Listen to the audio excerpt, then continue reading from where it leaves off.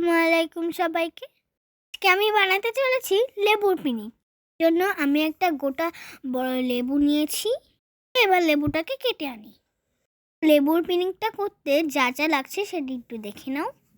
কেটে একটা মরিচ নিয়েছি, তারপরে চিনি লাগবে, তেঁতুল ছিল না সেজন্য তেঁতুলের আচার নিয়েছি আমরা।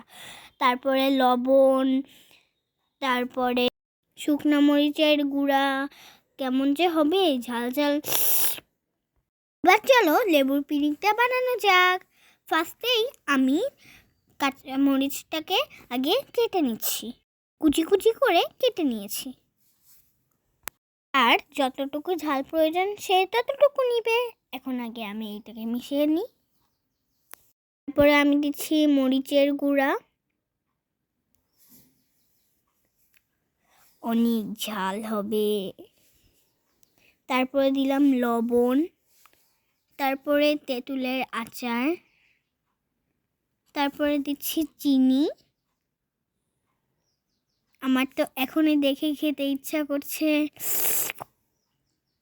এখন আমরা সব কিছু মিশিয়ে নিই, সুন্দর করে ভালো করে এটাকে মিশিয়ে নিব। তো শুধু ভাবছি যে খেতে যে কি মজা হবে।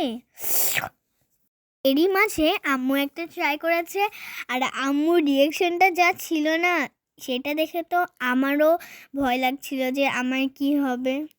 সো সো তারপরে আমিও একটা ট্রাই করলাম, কি যে হবে।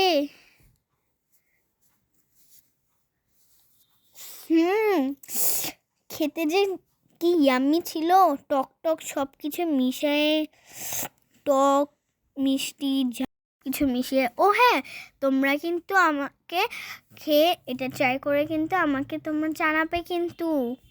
দেখা হবে পরের ভিডিওতে। টাটা।